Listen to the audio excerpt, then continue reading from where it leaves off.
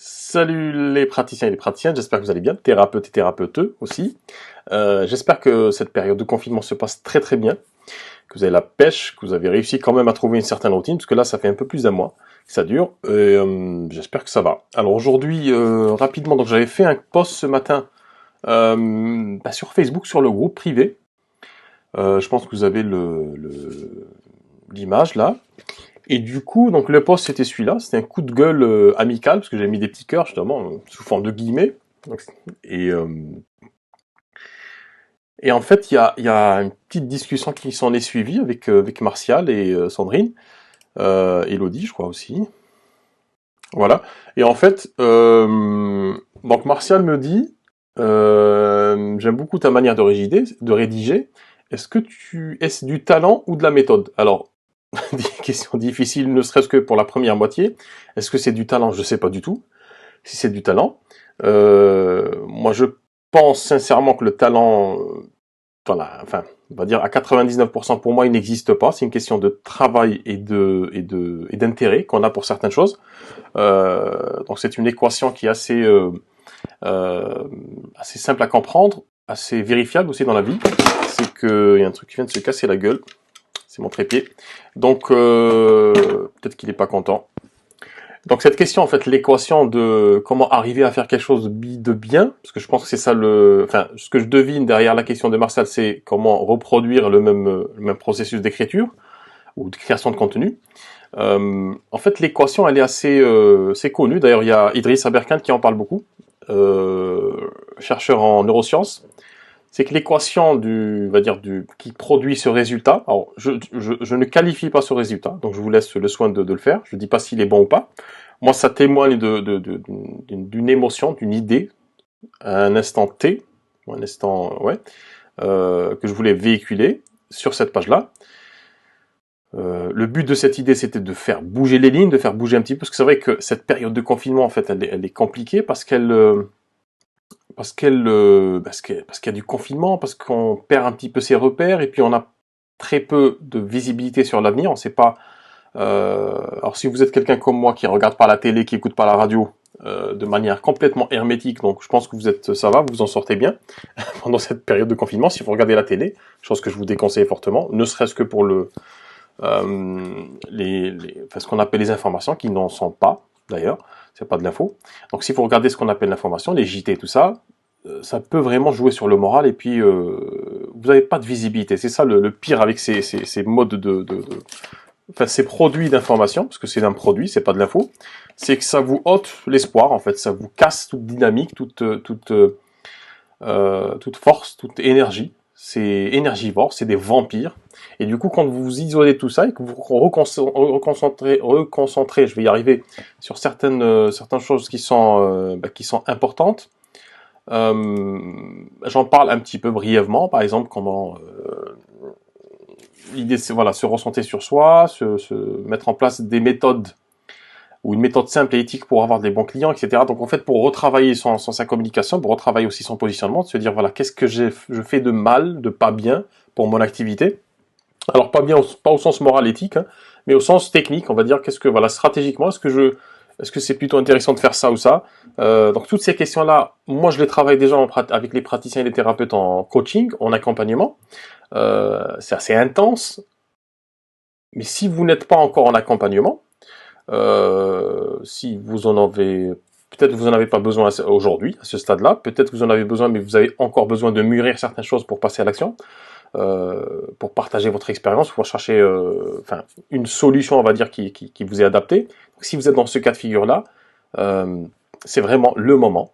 Moi, je pense que c'est le moment, parce qu'après, on va être déconfiné, ça va être compliqué. Donc, je reviens sur cette histoire de contenu. Ce que je disais justement à Martial, c'est que l'équation, alors je dis pas équation ici dans le commentaire, mais l'équation se résume à quoi finalement? L'équation, c'est du temps, ou plutôt de la passion. Il faut aimer ce qu'on fait, et puis de la passion et du temps. Donc si vous avez de la passion, si vous avez du temps, j'aborde pas la question du comment, la technique, parce que la technique viendra après. Quand on a de la passion et quand on a du temps, quand on met du temps, on investit du temps dans des choses qu'on aime, généralement on a assez de rage et d'énergie pour aller chercher et trouver des solutions. peut-être aller directement chez la personne qui en présume qu'elle a la solution, ou sinon expérimenter certains chemins, emprunter certains chemins, finalement arriver à produire quelque chose d'intéressant. Donc, Martial, ce que je peux te dire, c'est que ben, merci pour ton compliment, quoique, j'espère que tu le prendras pas à mal, les compliments, moi, c'est quelque chose que j'évite, parce que ça titille un petit peu l'ego, et l'ego, bon, l'ego peut avoir on va dire, c'est pas forcément mauvais, hein, ça peut être aussi un moteur hein, pour des choses intéressantes.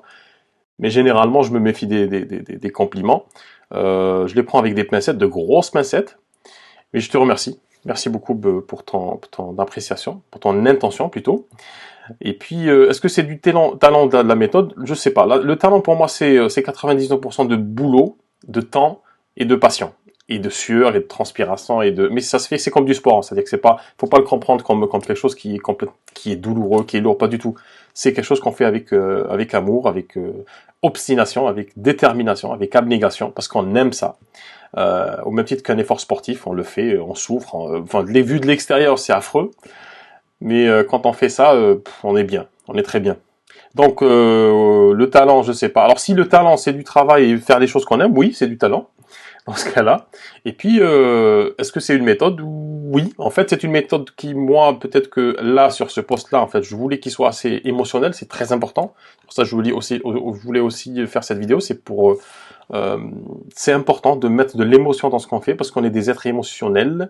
Les décisions sont prises très très généralement sur des bases émotionnelles. 90%, alors je sais pas d'où il sort ce chiffre, mais à très grande majorité statistiquement nos décisions, si vous faites si vous faites une introspection, vous allez vous remarquer que nos décisions sont prises sur des bases émotionnelles, parce qu'on est des êtres émotionnels, parce qu'on a de l'émotion à revendre, parce qu'on vit toujours dans un état émotionnel, et c'est cet état émotionnel qui nous fait passer par des moyens un peu plus rationnels, entre guillemets. Donc, par exemple, si on veut arriver à une certaine situation, ben on va se former, donc on va s'emmerder avec des formations. Parfois, c'est pas très intéressant, ou du moins pas la totalité, mais on va quand même se forcer rationnellement pour apprendre, pour digérer, pour recracher ce qu'on a appris comme information. Donc c'est le postulat même de l'école d'ailleurs, hein. Parce qu'on se dit qu'il faut avoir un diplôme, parce qu'on se dit qu'il faut avoir X ou Y quelque chose. Mais le but, pour nous, il est toujours émotionnel, c'est ce qui nous fait, c'est-à-dire, quand on a parfois envie de fléchir, de laisser tomber, il y a toujours cette émotion qui nous dit, on se projette dans quelque chose de très émotionnel, on se dit, non, il faut que tu continues parce que c'est là-bas que tu veux aller, et que c'est vraiment, ça va être kiffant, ça va être bien, ça va être etc., etc. Donc mettez de l'émotion dans votre communication de manière générale. C'est pour ça que je fais aussi cette vidéo, c'est que c'est important. Je travaille actuellement sur 2-3 sites internet de praticiens en bien-être. C'est vraiment fondamental de mettre de l'émotion, de l'humain. C'est pas quelque chose alors il faut pas le faire artificiellement parce que ça se ressent. Mais il faut le faire parce qu'on est comme ça en fait, et puis surtout parce que les gens auxquels on s'adresse, ce sont des gens qui sont pleinement dans l'émotion. C'est des gens qui sont peut-être pas à mon niveau, quoique si, peut-être, quoique si, finalement.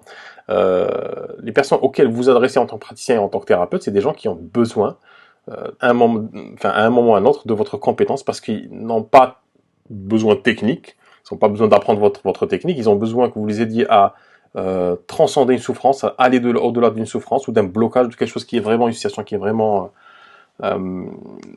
difficile à vivre. Donc, et ce difficile à vivre, ça produit énormément de sentiments négatifs pour le coup.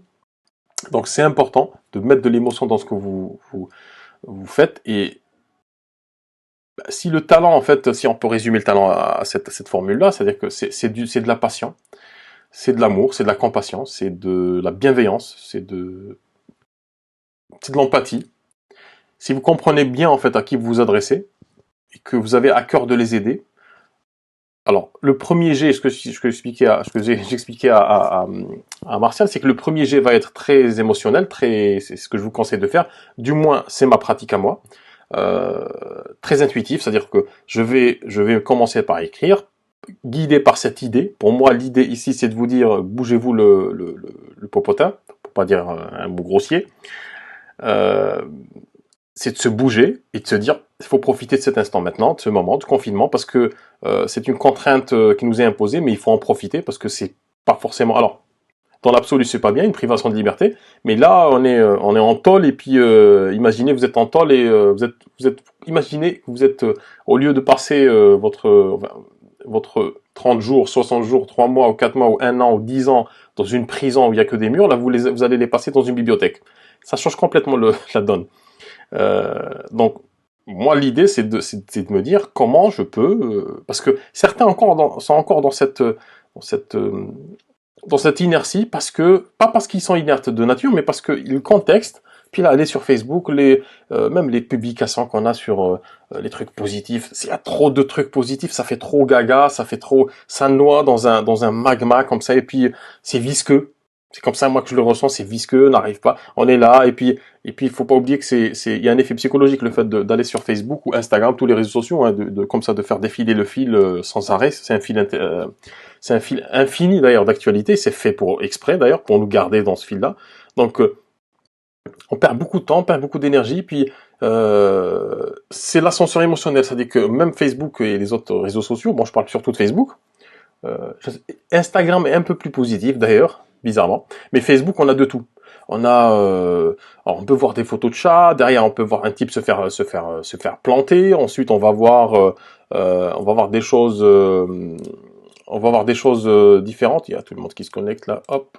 Donc, on va voir aussi des personnes qui publient des citations, des trucs positifs. Il y en a qui poussent des coups de gueule. Donc, vous imaginez tout le brouhaha. Et donc, multipliez ça par le nombre de fois que vous allez consulter ces réseaux. C'est atelier holistique. Bonjour. Alors, bonjour. En live, hein, bonjour. Vous allez bien. Je reviens. Les alliés à du direct. Enfin, du direct différé. Donc, protégez-vous aussi de ça, de ce fil d'actualité qui est toxique, qui est toxique, hein. Et du coup, à un moment on monte, on a des trucs très inspirants, et de l'autre côté on retombe et ça c'est pas bon. Ça c'est pas bon, et finalement ce qui se passe c'est que ça bloque la créativité. Donc moi ce que je fais, c'est que bon, je suis pas tout le temps sur Facebook, je regarde de temps en temps. J'ai un objectif quand je suis sur Facebook, je ne flâne pas, je ne glane pas. Sur Facebook, j'ai un objectif très précis. Là, ce matin, quand je me suis connecté, c'était pour vous écrire plutôt ce texte-là. Mon coup de gueule, je suis pas passé sur ce réseau pour pour passer du temps, pas du tout. Je suis venu pour pousser mon coup de gueule et puis repartir de manière très très émotionnelle. Donc c'est ce que je fais au début. Le premier jet, donc j'écris de manière émotionnellement. Et puis j'essaie de trouver, parce que Martial pose la question de la méthode. J'essaie aussi de trouver un fil directeur entre tout ça. Et puis, je cherche aussi des métaphores. Je suis quelqu'un d'assez symbolique, j'aime bien la symbolique des choses. Donc je me dis, voilà, je suis dans un cheminement. Actuellement, je suis bloqué je suis dans une halte, dans une aire d'autoroute, quelque part, je suis bloqué. Comment je peux faire pour faire en sorte que cette halte-là va me servir quand je vais reprendre mon chemin? Et donc, je pars sur ce postulat de chemin, symboliquement. Et du coup, je vais avancer tout doucement et je me dis, voilà, j'avance. Comment je fais pour capitaliser sur cette halte-là? Qu'est-ce qui pourrait nuire en fait à ce cheminement? Et puis j'avance, j'écris. Quand j'ai terminé, puis je donne une analogie. J'ai donné une analogie du GPS. J'aime bien cette analogie. On est là quelque part, voilà, permis de conduire, tout ça. Parce que je suis dans une logique de chemin, vous voyez, dès le départ. Et je me dis, si je reste sur cette métaphore-là, est-ce qu'à un moment ou un autre, dans mon histoire, je vais pouvoir la développer, ou plutôt mettre la lumière sur un aspect de cette métaphore, l'histoire du cheminement, du fait de cheminer, et de me dire, voilà, par exemple, il se trouve que concrètement, pour cheminer, on a besoin d'une bagnole, hein, d'une voiture pour avancer. Donc, qu'est-ce qu'il faut pour avoir une bagnole? Ben, il faut un permis, il faut une bagnole qui roule, il faut une technologie derrière. Donc, cette technologie, elle est dans la voiture et puis dans le GPS que je vais utiliser pour trouver mon chemin. Et puis, je me dis, est-ce que je peux faire mon téléphone chantant, excusez-moi. Je me dis, est-ce que je peux faire une analogie entre ce cheminement-là et puis le confinement? Et du coup, pardon, je fais un parallèle entre les deux et j'essaie de sortir quelque chose de positif. Ensuite, quand j'ai fait tout ça, je reviens sur mon texte. Alors ça, c'est très important parce que ça fait perdre beaucoup de temps de relire. C'est contre-productif de vouloir écrire le texte parfait dès le début. Alors, c'est loin de moi cette aberration. Hein. Je cherche pas quelque chose de parfait, je cherche juste à faire quelque chose. Mais l'idée, c'est quoi? C'est d'écrire ce texte-là telle qu'elle, de ne pas brider cette créativité, et puis de revenir à la fin, revenir dessus, de dire tiens, cette phrase-là manque quelque chose, et je me pars toujours du principe que si une chose, d'ailleurs c'est une règle en communication, c'est que si une chose peut être mal interprétée, elle va être nécessairement mal interprétée. Si une chose peut être mal interprétée, elle le sera forcément. Donc ça, vous l'oubliez jamais quand vous écrivez, quand vous parlez aux gens, c'est que s'il y a des éléments qui sont un peu abscons, qui sont pas vraiment très clairs, bon, prenez du temps pour expliquer, parce que tout le monde n'est pas sur la même longueur d'onde. Du coup, hop. Donc, du coup, ce que je fais, c'est que j'écris, premier jet, et puis je retourne sur le machin, le bidule, et puis je retravaille, je regarde, tiens, cette phrase-là, elle est à modifier, tiens, ce mot-là, il est trop fade, peut-être qu'en écrivant, j'ai pas osé dire certains trucs, donc il faut oser écrire avec des mots forts aussi, c'est important, parce qu'on s'adresse à des gens avec des émotions, c'est comme ça qu'on y arrive, et puis, ce processus-là, quand on le fait plusieurs fois, on acquiert en fait une certaine plasticité dans l'écriture, une certaine facilité. Je ne sais pas si on peut appeler ça le don ou pas, mais plus vous en faites, plus vous vous exercez, plus vous allez avancer. Puis regardez aussi ceux qui écrivent, alors pas forcément moi, mais ceux qui, dans le style d'écriture, vous intéressent aussi beaucoup. Inspirez-vous d'eux, ne copiez pas, mais regardez quand même la structure, comment ils font pour créer ce storytelling, cette histoire-là. Et ça va vous aider à avancer. Donc, mais le plus important pour moi, c'est le petit cœur qui est là, vous voyez, le petit cœur rouge, c'est la bienveillance envers les gens, le fait d'aimer, de faire du bien pour les autres, de répandre ce bien-là.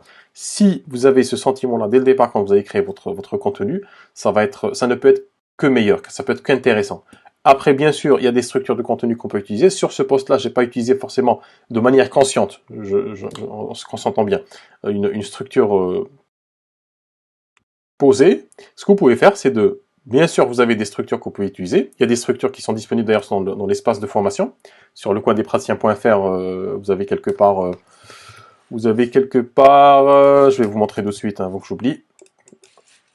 Si ça veut bien, ah bah ça veut pas. Bon, c'est pas grave. Lecoindespraticiens.fr, en haut vous avez un menu se former. Donc c'est dispo. Sinon, vous essayez de vous inspirer de certains textes. Prenez celui-là, par exemple, si vous pensez que c'est pertinent pour vous, ou un autre texte, essayez de voir quels sont les blocs de contenu, quelles sont les idées principales. Est-ce que j'ai introduit le sujet? Est-ce que... alors, petite astuce aussi très importante, essayez de rentrer directement dans le vif du sujet dès le départ, dès le début de vos publications. C'est le moment le plus important, c'est-à-dire c'est les 2 premières phrases, il faut que ça accroche, il faut que ça soit fort, puissant, émotionnel. Et c'est pour ça, moi, j'ai commencé par... coup de gueule, mais j'ai fait des petits cœurs à côté, donc c'est quelque chose qui crée une dissonance quelque part. On se dit, coup de gueule, généralement, les gens ils mettent une petite icône d'un petit bonhomme qui est pas content. Là, j'ai mis des cœurs en fait pour attirer l'attention que ça peut être un bon coup de gueule, parce qu'il y a des colères entre guillemets, qui sont bonnes à voir. Donc, essayez toujours d'avoir cette. Je vous donne un autre exemple d'un autre post. Alors, attendez, je vais regarder. Voilà. Par exemple, celui-là. Moi et la créativité, ça fait 1000. Donc, parce que la majorité des gens pensent qu'ils sont pas créatifs. Moi, je pense que c'est de la daube cette idée, c'est pas vrai, c'est faux. Mais la majorité des gens pensent qu'ils ne sont pas créatifs. Donc, le fait de commencer comme ça, et là, je parle des sites internet, mais j'aimerais créer un site internet puissant et communiquer sur ma passion, mais je ne sais pas quoi dire, comment expliquer avec justesse et avoir les bons mots. Donc ça interpelle dès le départ. Faites ça au début, n'attendez pas jusqu'au, parce que c'est pas une logique de film ou de livre où les gens se disent tiens je vais me poser 1 heure ou 2 heures pour lire. Non, ils sont sur un réseau social comme Facebook, c'est de l'instantané. Il faut de suite qu'ils soient attirés, on dit hooked, qu'ils soient accrochés. C'est une accroche, il faut que ça soit vraiment de suite. Donc allez directement à l'essentiel, quitte à frapper fort et ensuite expliquer votre idée et refrapper fort à l'intérieur ou à la fin. Ce que je fais aussi dans mes publications qui peut être intéressant, surtout sur ces publications, on va dire, sur les réseaux sociaux, émotionnels, c'est qu'il faut, je sais pas s'il faut, mais cette méthode, elle est intéressante pour moi, c'est de faire du recadrage, c'est-à-dire que de prendre une idée reçue et de la traiter et de dire, voilà, finalement, on pense que c'est ça, et ça produit ces conséquences-là. Et puis, c'est pas bon. C'est pas bon parce qu'on va bricoler avec cette idée. Là où on pense que c'est vrai, c'est pas vrai, mais en fait, je vais vous montrer des pistes où ça peut être une vérité aussi. Je vais vous montrer que c'est là que ça se passe, c'est dans cet espace. Et en fait, le fait de shifter comment on dit en français, de glisser, de faire un glissement en fait, on va dire d'espace d'un espace à un autre, ben ça permet aux gens de se dire, de se décaler, ce que j'appelle, c'est comme dans le tango, hein, quand on fait un pas chassé, donc on se décale et puis en se décalant, on voit la situation de manière différente et ça change tout. Parfois c'est un petit décalage qui change complètement l'angle de vue. Donc quand on fait ça, quand vous faites ça, c'est une méthode d'ailleurs dans l'écriture, c'est que quand je fais ça, ben les gens se disent tiens, je pensais pas que c'était comme ça. Et en fait, il y a cet avantage-là. Premier, c'est d'amener une idée nouvelle, et puis surtout de se dire, c'est un acquis, hein, c'est un butin même quasiment, parce qu'on se dit, bah tiens, dans tout ce que je fais, peut-être que je pense que c'est la vérité, peut-être que je pense que c'est la bonne méthode, bah finalement non, peut-être que c'est pas ça. Et si j'essayais de me décaler, et en fait, si cette idée-là, par exemple du recadrage ou du reframing, on appelle ça comme on veut, ou du pas chassé ou du tango, de cette danse, si on se dit chaque fois je dois me décaler pour faire ça et puis j'ai des résultats ailleurs, les gens vont associer cette méthode-là à votre poste. Ils vont se dire c'est cette personne-là qui m'a montré le chemin, du coup, qui m'a montré une façon de faire différente et ça crée du lien avec les gens. Ça crée un ancrage chez les gens. Se dire ah tiens, cette idée-là, j'ai trouvé chez un tel et franchement, c'est formidable. Donc, essayez de suite de rentrer dans le vif du sujet. Voilà, vous voyez, concilier plusieurs pratiques, peut-être vachement compliquées, peut-être une tâche vraiment compliquée. Donc, je me dis pas, ça peut être une tâche qui est non, vraiment compliquée. Genre, voilà, j'utilise des mots forts. Si on pose mal les choses, le fait de dire à quelqu'un tu poses mal les choses, c'est quelque chose qui interpelle, parce qu'on n'aime pas poser mal les choses à la base. On aime bien maîtriser les choses, etc. Donc c'est important, premièrement, d'avoir de la bienveillance. Donc j'ai même pas à vous le dire, mais bon, mais on a parfois tendance à oublier de la mettre dans son contenu, de partir. Ça c'est une des méthodes. Hein. On peut utiliser on peut utiliser des structures de contenu, mais dans cette méthode-là, partir sur quelque chose d'émotionnel, revenir dessus, retravailler, puis trouver une analogie, une extrapolation pour pouvoir expliquer l'idée que vous voulez rajouter, séparer aérer aussi de votre texte et laisser de l'espacement, mettez des émoticônes là où il faut, pas trop, mais qu'on voit que c'est quelque chose qui est, d'ailleurs c'est un post qui est assez lent pour Facebook, hein, mais on est quand même sur quelque chose d'aéré. Donc là, vous voyez qu'on est sur quelque chose de facile à lire parce qu'il y a de l'espacement, il y a des émoticônes, il y a des textes en gras. Ça, on peut le faire, il me semble, sur les groupes. Sur une page normale, on peut pas faire ça, on n'a pas cette mise à disposition. Mais c'est pas grave, utilisez ce que vous avez sous la main, espacez, et puis vous allez avoir quelque chose de facile à lire, de digeste. Et puis même si c'est un petit peu lent pour Facebook, ben les gens ils vont quand même lire. Et partez du principe que si les gens prennent, il y a pas mal d'idées ici, mais s'ils prennent une seule idée, qu'il a travail derrière, qui ça produit du résultat, c'est parfait. Pour vous, c'est parfait. Et puis vous voyez à la fin et dites-vous que vous ne partez jamais de zéro. Ça aussi, ça répond à une objection que les gens ont, de se dire voilà, si je commence à faire telle chose, je vais partir de zéro. En fait, on ne part jamais de zéro. La seule personne qui part de zéro, c'est celle qui naît, qui vient juste de naître. Elle est et encore, elle n'est pas à zéro. Elle a quelque chose, une certaine expérience différente de la nôtre, mais dans ces métiers-là, quand vous voulez développer votre activité, vous ne partez jamais de zéro parce que vous avez de l'expérience, vous êtes un être humain, vous avez alors c'est pas un scoop, hein, mais vous avez votre sensibilité, vous avez votre expérience, vous avez votre formation, donc vous ne partez jamais de zéro. Il vous faut juste, donc vous êtes assis intérieurement sur un amoncellement, sur une petite colline d'or. Maintenant, il vous faut des pioches pour aller creuser et chercher. Donc, moi, ce que je vous propose de temps à autre, c'est quelques pioches. Ensuite, vous allez construire vos propres pioches pour aller puiser dans ce que vous avez déjà et le décupler, le travailler pour le présenter aux gens. Et les gens, en fait, c'est comme une bijouterie, c'est-à-dire que vous exposez votre bonne cam, et puis les gens qui passent se disent, tiens, ça c'est intéressant, ou tiens, j'ai besoin d'eux, ou tiens, donc je vais aller chez un tel ou une telle. Donc, vous prenez pas trop la tête avec la structure au début, faites des tests, et c'est en forgeant qu'on devient forgeant. Donc j'espère avoir répondu brièvement. Je suis désolé si j'ai pas trop donné trop de détails. Je voulais pas que ça soit trop ennuyeux. Donc Martial, si tu veux écrire comme ça, enfin comme ça, peut-être pas comme ça, mais si tu veux écrire, en fait t'as pas besoin de moi en vrai. J'ai vu tes vidéos, franchement elles sont pas mal. Ça reste un peu technique quand même. Après tu me diras c'est peut-être par rapport à ton travail, ton métier. Mais voilà, essayez peut-être de laisser paraître un peu plus d'émotion, expérimente, teste sur certains sujets, certains sujets où tu as tes vérités et que tu as expérimenté avec tes clients, tes patients, enfin tes clients et tes consultants, et te dire voilà, est-ce que voilà, je sais quelque chose, c'est une expérience que je vois très très souvent, et finalement les gens prennent mal en fait par le mauvais bout cette histoire-là. Donc comment je peux faire pour les remettre sur les rails, pour que ça aille plus vite, pour mettre de l'émotion. Plus il y a de l'émotion, alors pas de l'émotion gratuite, il faut que ça soit une véritable émotion. Plus tu as de l'émotion, plus tu vas voir que c'est quelque chose que tu peux faire. Je crois vraiment que tu peux faire ça. Je pense même mieux que moi. Hein, c'est pas, il y a pas de, il y a pas de, il y a pas de comparaison parce que c'est comme c'est une émotion qui est personnelle. C'est, on ne compare que ce qui est comparable. Là, c'est plutôt un chemin parallèle que tu vas emprunter au mien. Et puis, si tu as un texte intéressant, tu peux partager sur le groupe, comme ça on te donnera nos avis. Voilà, j'espère avoir répondu à ta question. Et puis celle de, je crois qu'il y avait Elodie qui disait, je pense qu'il y a du talent, ouais, et beaucoup de travail. Voilà, c'est du travail. Alors je préfère pas trop parler de travail parce que c'est un mot latin qui vient c'est un instrument de torture. Donc il n'y a pas beaucoup de torture, pas du tout. C'est du travail dans le sens où il y a beaucoup de constance. Parce que quand on aime quelque chose, on le fait avec constance. Donc, on va dire qu'il y a de la constance dans cette chose-là. Et plus tu fais ça, plus tu expérimentes. Au début, ça va te sembler un peu laborieux, puis tu vas voir, tu vas faire ça, et puis ça va aller vite. Ça va aller très vite même. Sandrine, merci, votre message tombe au bon moment, le plus juste pour moi. Très bien, merci Sandrine.